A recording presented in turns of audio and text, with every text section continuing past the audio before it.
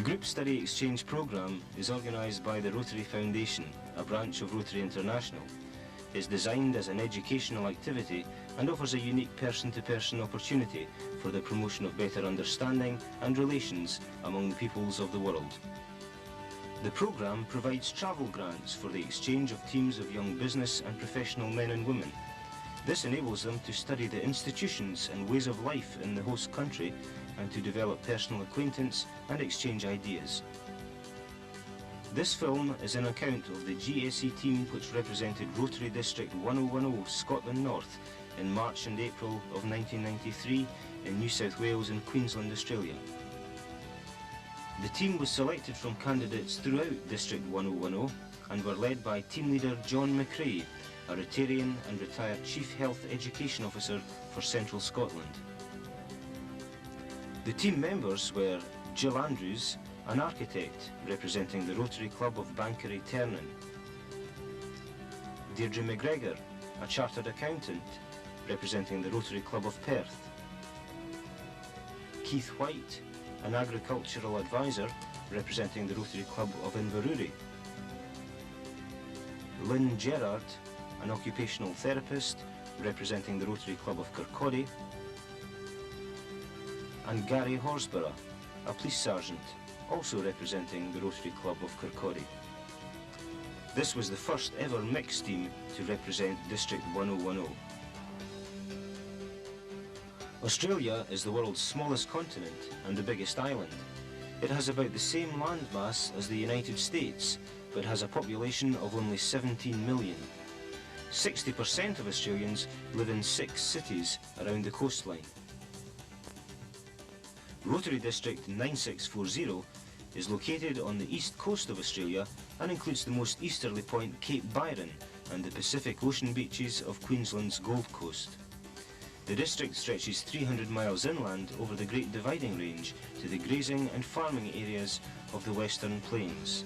The climate on the coast is subtropical, and crops such as sugarcane, bananas, avocados and macadamia nuts are grown extensively. The area is also important for cotton, dairy, beef and wool production. In preparation for the trip, the team held 6 one-day meetings at monthly intervals.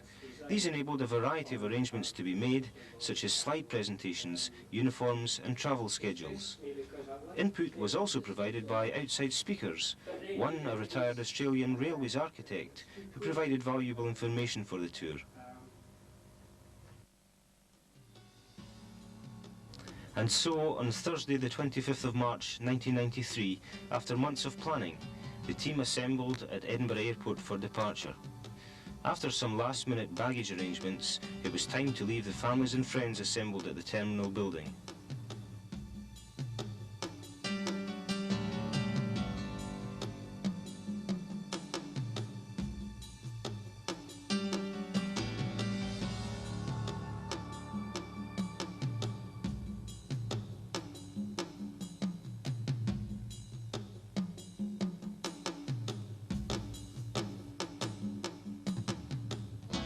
The British Midland Boeing 737 rose into the clear Edinburgh skies for the first leg of a journey which would take the team to London, Kuala Lumpur, Melbourne, Sydney and finally to Coolangatta on Australia's Gold Coast.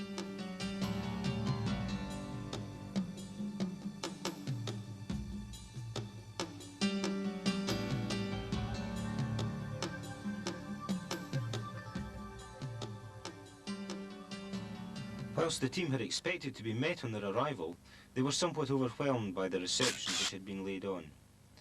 The GSE team emerged at Coolangatta Airport, Queensland, Australia, to be greeted by District 9640 Governor Keith Robson, his wife Thelma, and some 40 Rotarians.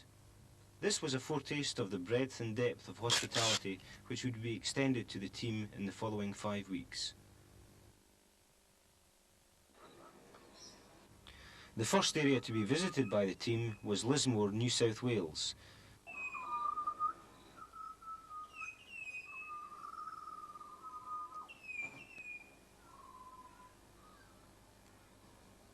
As with all areas on the tour, each member of the team was allocated a host family of the local Rotary Club in order to experience Australian family life at first hand. Yeah, don't do that. Don't worry. Benny Hill. That's our Australian salute, isn't it? For the brave.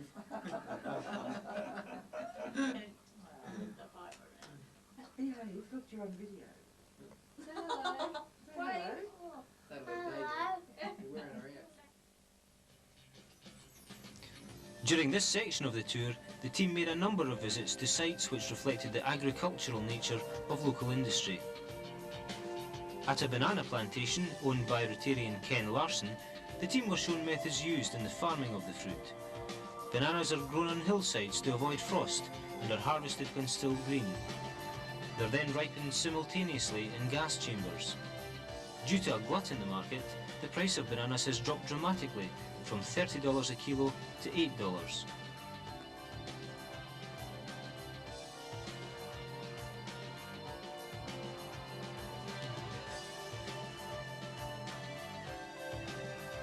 The use of tea tree oil as an antiseptic is becoming increasingly popular as an alternative medicine. The oil, which was rediscovered in the 1970s, is effective in killing a wide range of bacteria. It can be used for numerous ailments, such as minor cuts and burns, sore throats, dermatitis, athlete's foot and sunburn. At the Thursday plantation near Ballina, which was established with help from the Australian government, the mysterious healing powers of tea tree oil were explained to the team by the owner of the plantation. Time also allowed each of the team to make some essential purchases, in anticipation of the insect bites and sunburn which they would encounter during the tour.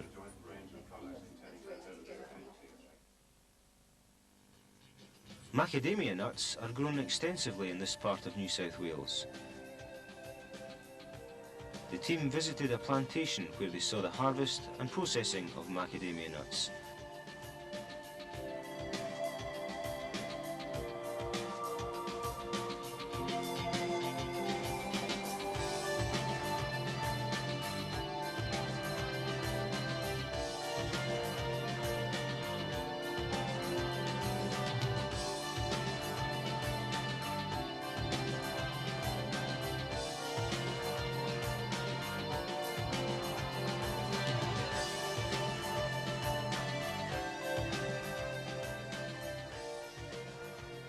Quality control checks ensure that only the highest grade nuts are allowed through to the processing stage. The nuts can be prepared in a number of ways, such as roasted or chocolate coated, and are made into numerous products, including macadamia shortbread.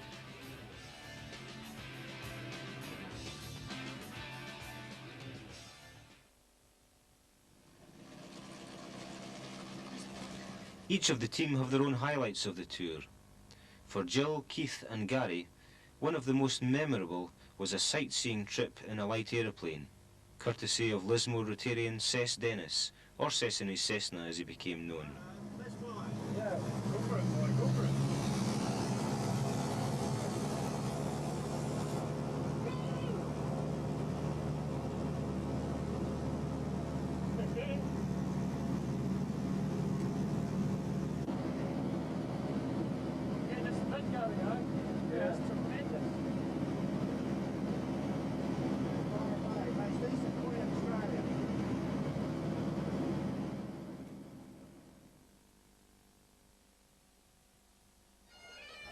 During this first section of the tour, presentations at Rotary clubs played an important part of the team's duties.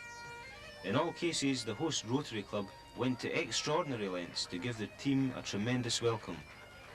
At the Lismore club, a piper led the team into the meeting, with each team member accompanied by one of their personal hosts. For standing still. You're either going forwards or backwards. So I'll pass it around with the audience. My name is Keith White and I come here representing the Rotary Club of Inverurie in Gordon District. Here we have another castle. This is my wee castle. The house, the main bit of the house is about 200 years old, and the top bit, I think that's only about 50 years old, but I just bought this just before Christmas, so to me it's only 4 or 5 months old.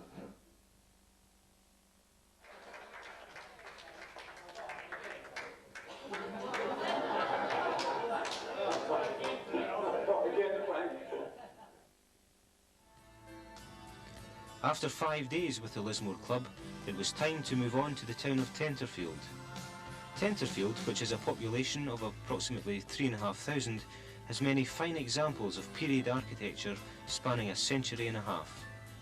The historic railway station, which is no longer in operational use, has been carefully preserved.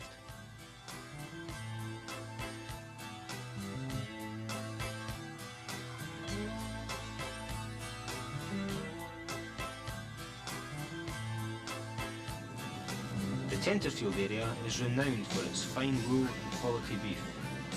The team was driven to the Bondonga wool shed.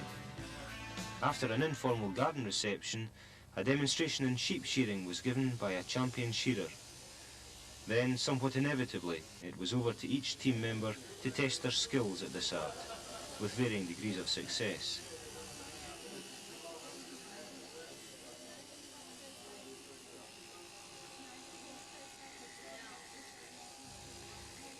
And the dismayed expressions on the faces of the sheep about to endure this brought new meaning to the term sheep worrying.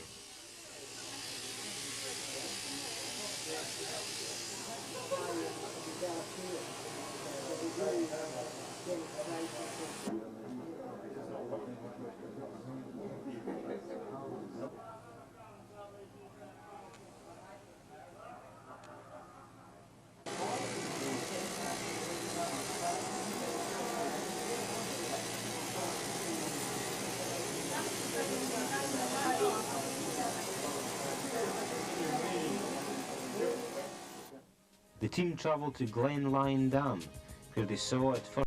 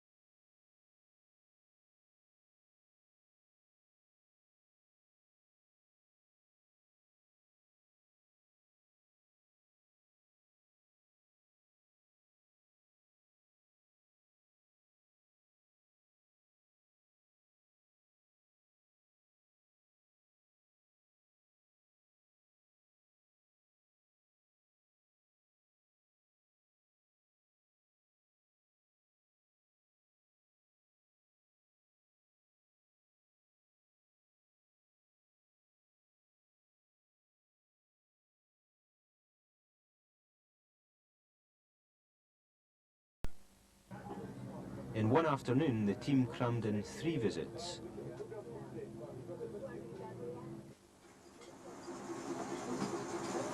First to a small crop farm, specialising in intensive farming methods.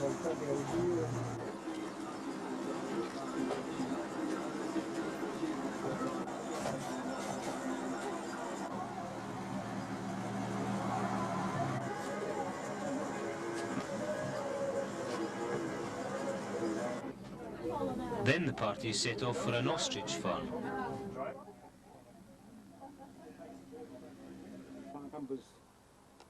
We've only got about 9,000 birds in Australia at the moment. We need about 100,000 to start a commercial enterprise. Right, so, but in the that's going to take 4 or 5 years. But in the meantime, very standoffish. bees here never leave me alone. If I go away and stand And this is this a sort of violent act they're doing to you? Or is No, it it's just playing? playing. Yes, they're playing around with you. Just playing. Oh, yes. And who could forget the impromptu visit made to a local vineyard where the owner explained the techniques involved in the production of wine. A deep furrow down the centre, which allows, if we get a lot of rain, waterlogging, the water washes away, we've got a mound of dirt. These exchange students, right? And I get caught with it every time, don't I, Mr. Lee? Yes. Sorry. The last one that we did this with got married after she got back home. And, after a great amount of persuasion, each of the team agreed to sample some of the finished product.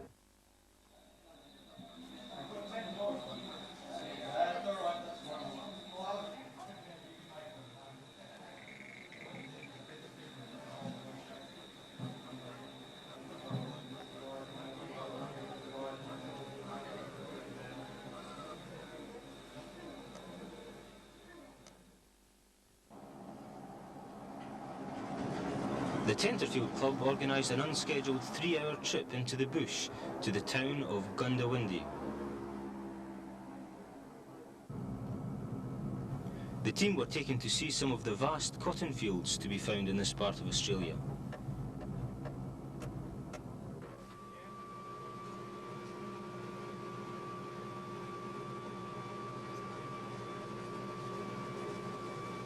And, amidst the baking noon sun, the cotton harvesting operation